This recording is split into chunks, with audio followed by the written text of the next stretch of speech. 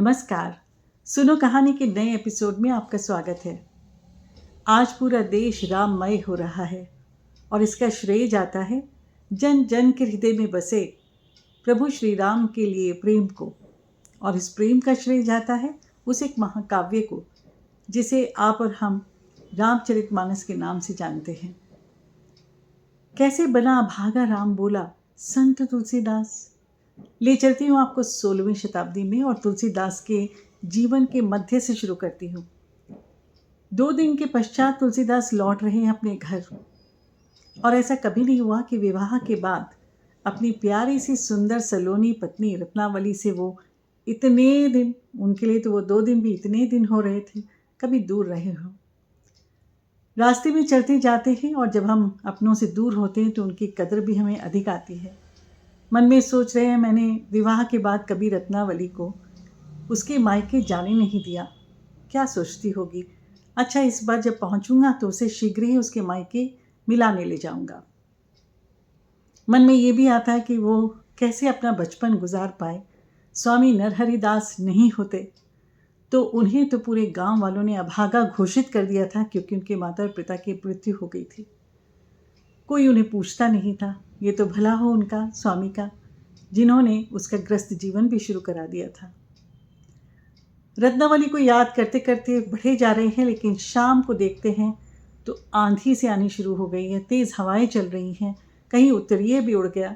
लेकिन फिर भी अपने घर पहुंचते हैं और घर में तेज़ हवाओं के कारण पाते हैं कि दोनों दरवाजे ऐसे भड़बड़ा रहे हैं आपस में जैसे अंदर से सांकल न लगी हो।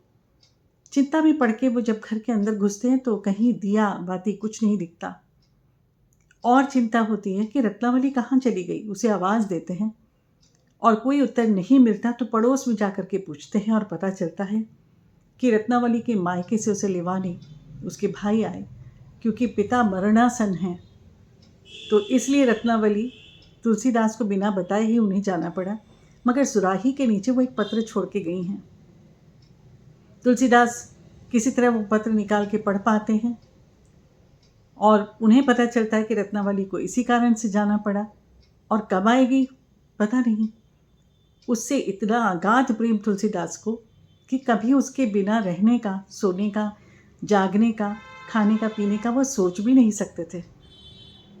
मन में छटपटाहट हुई और बाहर देखा कि जो आंधी है वो तूफान का रूप ले चुकी है।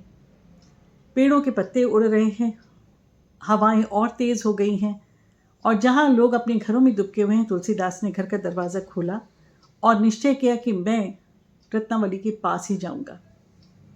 जब निकलते हैं तो रास्ते में पड़ती है एक नदी। चलते जाते हैं और जाते हैं, उन्हें तैरना नहीं आता। नाव कोई दिखती नहीं, नाविक कोई दिखता नहीं।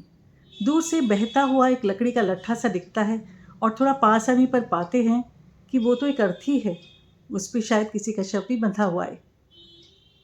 सोचते हैं मन में इसको मैं हाथ नहीं लगाऊंगा, किंतु इसी के सहारे, इन लकड़ी के सहारे मैं नदी को पार कर लेता हूँ। और बड़े कष्ट से वो किसी तरह उस अर्थी के सहारे नदी को पार करते हैं। जब पहुँचते हैं तो देखते हैं कि रात इतनी गहरा चुकी है कि ससुराल के लोगों के सामने वो क्या कहेंगे। तो मन में सोचते हैं जो ऊपर कक्ष है रत्नावली का, मैं सीधा वहाँ जाता हूँ और वहाँ उनको रोशनी भी दिखती है।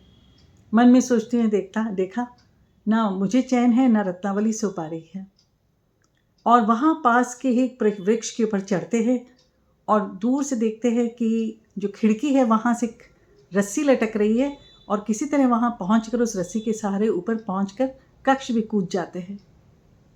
रत्नावली चिंतित वहीं बैठी है और सकपका के खड़ी हो जाती है कि ये क्या हुआ, और तुलसीदास को देख करके हैरान रह जाती है। स्वामी आप यहाँ कैसे? रत्नावली को एक ही उत्तर देते हैं, रत्नावली तुम्हारे बिना मैं कभी नहीं रहूँगा, ऐसा मैंने कहा था ना, देखो मैं आ गया। रत्नावली ने कहा मगर इस आंधी तूफान में आप आए तो आए कैसे?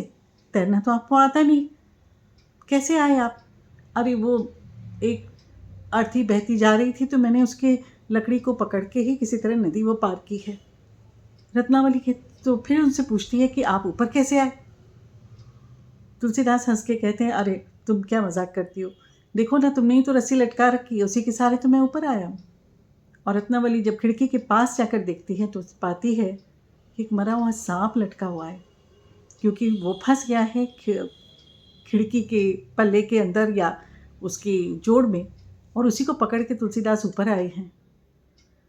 रत्नावली का क्रोध असीम हो जाता है और वो तुलसीदास को एक बार देख के कहती है कि स्वामी, आपने मेरे रूप लावण्य के लिए अनेक कविताएं लिखी हैं, अनेक दोहे लिखे हैं, आज मुझसे भी एक सुनिए। हाड़ मांस की देह मम तासो ऐसी प्रीति, हाड़ मांस की देह मम तासो ऐसी प्रीति, जो होती प्रभु राम से मिट जाती भव भीति। कि मेरी हड्डियों और मांस की देह के प्रति आपको इतना लगाव, ये प्रेम नहीं आ सकती है, और यही आपको प्रभु श्री राम के चरणों में होती तो आप भवसागर से पार हो गए थे। धिक्कार है आपके ऊपर। और ये सुनते ही तुलसीदास उनके पैरों के नीचे से ज़मीन निकल जाती है। उनको ये आशा नहीं थी कि रत्नावली ऐसा स्वागत करे। उनके मुंह से कोई शब्द नहीं निकलते और रत्नावली कहती है, जैसे आए थे वैसे जाइए, मैं अपने परिवार को क्या कहूँगी। और तुलसीदास वहाँ से निकलते हैं। पीछे से धड़ाम की आवाज़ से खिड़की बंद होती है और उसी के साथ बंद हो जाते हैं अनेकों सांसारिक द्वार। तुलसीदास वहाँ से ग्लानि से भरे हुए चल निकलते हैं और कान में बार बार वही शब्द गूंज रहे हैं कि राम से ऐसी प्रीति करते तो भव से पार हो जाते। सब जानते हैं कि काशी नगरी का उस समय क्या महात्म्य था, और तुलसी कदम बढ़ते हैं वो काशी नगरी की तरफ।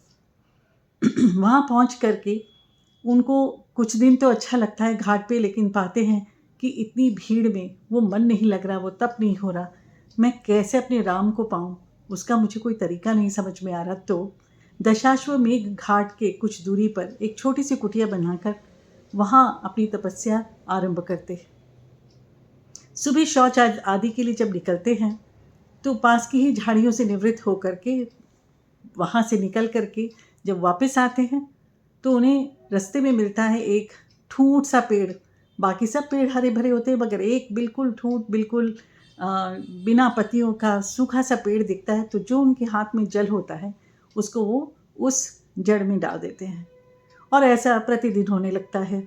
वापसी में तुलसीदास उसी पेड़ के जड़ में जल डाल देते हैं। उस पेड़ में एक ब्रह्म पिशाच का निवास है और कुछ माह के बाद वो तुलसीदास को रोक करके खड़ा हो जाता है और बोलता है कि देखो, तुम यहाँ रोज़ जो जल देते हो उससे कम से कम मेरे नारकीय जीवन में कुछ तो मेरी प्यास बुझती है, मांगो क्या मांगते हो। और तुलसी की आंखें बरसने लगती हैं कि अगर कर सकते हैं तो मुझे मेरे राम से मिला दीजिए, मुझे उनके बिना चैन नहीं। और पिशाच ये कहता है कि भाई अगर ऐसा होता तो मैं क्या इस योनि में पड़ा रहता। अच्छा चलो, मैं तुम्हें रास्ता बता सकता हूँ कि तुम्हें रास्ता कौन दिखाएगा। तुलसीदास को ये डूबे को तिनके का सहारा ही काफ़ी है। और तुलसीदास उनसे पूछते हैं, आप बताइए क्या करना चाहिए मुझे। अरे वो देखो ना, घाट के पास, मंदिर के पास जो राम कथा रोज़ होती है, सबसे पहले एक वृद्ध सज्जन आते और कथा समाप्त होने के बाद में सबसे अंतिम में जो जाता है वो वृद्ध सज्जन वही होते हैं। जानते हो वो कौन है? भक्त शिरोमणि श्री हनुमान। उनके चरण पकड़ लो, वही तुम्हें किसी तरह राम जी से मिला देंगे। तुलसीदास अगले दिन और भी जल्दी पहुंचते हैं और पाते हैं कि वाकई एक वृद्ध सज्जन कथा में सबसे पहले पहुंचे हैं। और कथा के बाद जैसे ही वो उठते हैं, तुलसीदास उनके पीछे पीछे पीछे और एक उचित जगह में जाके उनके सामने खड़े हो जाते हैं और बोलते हैं कि आपको मुझे राम से मिलाना है, किसी तरह मुझे राम जी के दर्शन करा दीजिए। जब उनका हट इतना हो जाता है तो हनुमान कहते हैं कि अच्छा ठीक है, रामनवमी के दिन तुम्हें श्री राम के दर्शन हो जाएंगे, अब जाओ। तुलसीदास की प्रसन्नता का ठिकाना नहीं। वो अपनी कुटिया को साफ करते हैं, सजाते हैं, कितने तो भजन गा डालते हैं, कितने तो गीत लिख डालते हैं, दोहे लिख डालते हैं प्रेम में कि राम उनसे मिलने आएंगे। और जिस दिन रामनवमी होती है, सुबह से दोपहर जब हो जाती है तो वो अपनी तैयारियों में जुटे हैं। मगर उसी समय एक बंजारा, एक बंजारन वानर का खेल दिखाते हुए उधर से सामने से निकलती है और उनके पीछे गौर वर्ण का लड़का भी है जिसने कुछ झोला सा टांग रखा है। और तुलसीदास को आवाज़ पड़ती है कि आओ ना, बाहर आइए और आप देखिए। और तुलसीदास झुंझलाते हैं कि देखो, यहाँ तो मैं प्रभु श्री राम की प्रतीक्षा कर रहा हूँ और ये बंजारन कैसे मेरा ध्यान भटका रहे हैं। वो ध्यान नहीं देते और उनको जाने को कहते हैं। और उसके बाद शाम होती है, रात होती है और फिर तुलसीदास की आंखें भर आती हैं कि आज भी मुझे प्रभु के दर्शन नहीं हुए, क्या कमी है मुझ में। अगले दिन फिर उसी मंदिर के पास उसी वृद्ध सज्जन का पीछा करते करते जब वो वन में उनको फिर से रोकते हैं तो हनुमान कहते हैं कि भाई आए तो थे, तुमने पहचाना ही नहीं। हम हमेशा सोचते हैं ना कि जैसे हमारे मन में या हमारे मंदिरों में हमने जो रूप तैयार किया है, ईश्वर को हमारे सामने उसी रूप में आना चाहिए, और ऐसा होता नहीं है।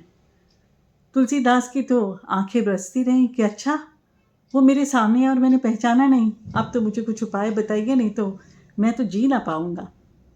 हनुमान कहते हैं अच्छा ठीक है, अब तुम चित्रकूट की तरफ प्रस्थान करो, वहाँ तुम्हें श्री राम मिलेंगे, मगर इस बार आंखें खोल के बैठना। चित्रकूट में जब सूर्य ग्रहण का मेला लगा है, भीड़ होती है, बहुत लोग होते हैं और तुलसीदास मन में राम का स्मरण करके चंदन घिसते जा रहे हैं और मन में राम के नाम की माला जपते जा रहे हैं। दो युवक उस तरफ आते हैं और आ कर के बैठते हैं और कहते हैं बाबा हमें चंदन नहीं लगाओगे। और तुलसीदास ठगे से रह जाते हैं उस रूप को देख करके।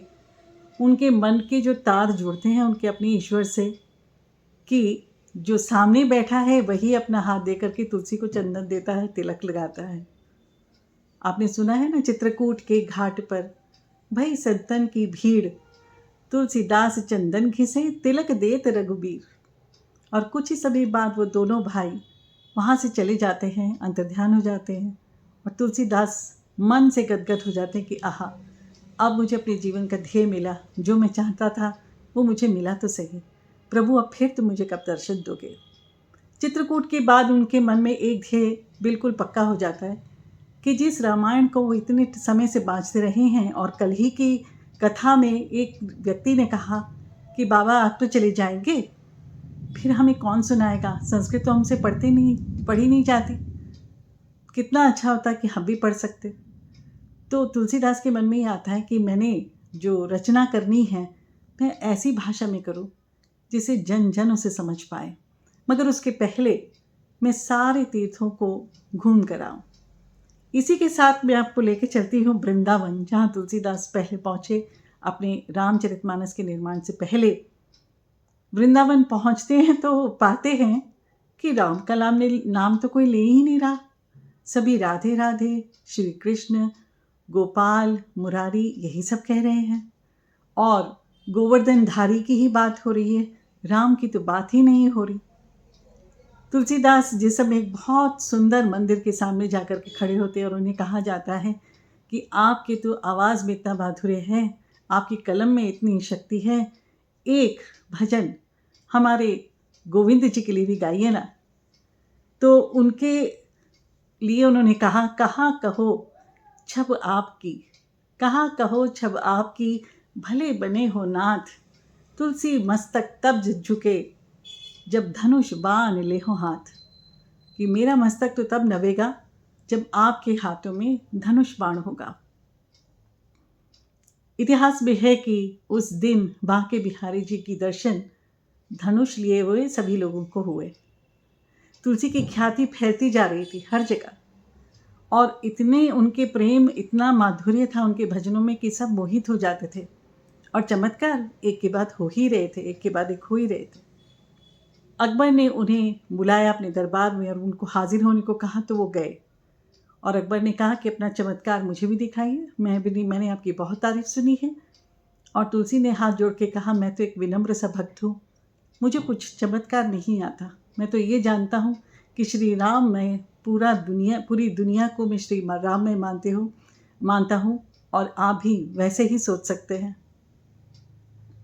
अकबर को इस तरह के उत्तर की अपेक्षा नहीं थी और उनको कारावास में उन्होंने डलवा दिया। 1 दिन, 2 दिन, 3 दिन, और तीसरे दिन के बाद महल के आसपास और आसपास के सभी घरों में न जाने कहाँ से असंख्य वानरों ने हमला कर दिया। ऐसा तो नहीं कहूँगी, लेकिन ऐसा आतंक मचा दिया कि त्राही त्राही मच गई। कोई सेना होती तो उसको सेना से लड़वाया जा सकता था, मगर वानर सेना से कौन लड़े। और एक सलाहकार ने बादशाह को कहा कि तुलसीदास को आप यहाँ से आज़ाद कीजिए, ये उन्हीं का प्रताप है, क्योंकि उन्हें पता चला कि हनुमान चालीसा का निर्माण उसी कारावास में हो चुका है। और मन से जब हनुमान जी को बुलाया है तुलसीदास ने, तो वो प्रकट हुए अपने किसी भी रूप में। उन्हें बादशाह को छोड़ना पड़ा और तुलसीदास जब लौटे तो रामचरितमानस की रचना हुई। मगर उस समय के जो ज्ञानी थे, जो पंडित थे, उन्हें गवारा नहीं था। अरे, रामायण जैसी पुस्तक को अवधि में हर कोई पढ़ ले तो हमें पूछेगा कौन। हमारी संस्कृत तो देव भाषा है, उसकी तो अवहेलना है, उसकी तो अवमानना हो गई। ऐसा तुलसी कैसे कर सकते हैं। किसी तरह से जब वो तुलसी पर हावी ना हो पाए तो एक तरीका निकाला कि चोरों से उनकी पांडुलिपि ही चोरी करवा ली जाए। और जब उन चोरों को भेजा गया, तुलसीदास की तो एक कुटिया ही थी, जब उन चोरों को भेजा गया तो चोर देख करके हैरान हो गए कि कुटिया के बाहर एक सांवला सलोना सुदर्शन युवक धनुष बाण लेकर पहरा दे रहा है। उसका ऐसा रूप मोहक है, उसके अंदर एक ऐसा आकर्षण है कि वो चोर भी मानो अपना काम धाम सब भूल करके वहीं बैठे रह गए। सुबह तुलसीदास को उन्होंने अपनी कथा कही कि हम तो चोरी करने आए थे, मगर हमने तो देखा आपकी कुटिया के बाहर एक ऐसे पहरेदार थे जिन्होंने हमें सम्मोहित सा कर लिया। तुलसीदास ने प्रेम से उनको गले लगा लिया कि मुझसे तो बड़भागी तुम हो, रघुनाथ जी के दर्शन हो गए तुम्हें। और मैं देखो अभी भी यही चाहता हूँ कि कैसे श्री राम के पास रहूँ और उनकी गाथा गाऊँ। रामचरितमानस की गुण गाथा गाने की, उसका महात्म्य समझाने की ताकत तो मुझ में नहीं है, मगर अगर जन जन हृदय में राम पहुँचे हैं तो उस पुस्तक की वजह से, जिसे सरल भाषा में तुलसीदास ने लिखा। शुरू में वो संस्कृत में ही लिखना चाहते थे। आप हर कांड के आरंभ में देखेंगे कुछ श्लोक हैं। जो श्लोक हैं वो वही श्लोक हैं जिनको वो आरंभ में अपने हाथों से लिख रहे थे, लेकिन उनका मन बदल गया जब उनके श्रोताओं ने बार बार कहा कि कितना अच्छा होता हमहू पढ़ लेते, तो बस वो हमहू पढ़ लेते हम सबके लिए कल्याणकारी हो गया। आज जब राम मंदिर में स्थापना हो गई है हमारे प्रभु राम की, तो ये कहानी भी अपने बच्चों को, अपने साथियों को, अपने युवाओं को अवश्य सुनाएं, उन्हें अपने तरीके से बताएं। और अगर आपको ये कहानी अच्छी लगती हो तो ये भी साझा करें, बहुत उपकार होगा। आपके लिए दूसरी कहानी लेकर के फिर प्रस्तुत होंगी। नमस्कार।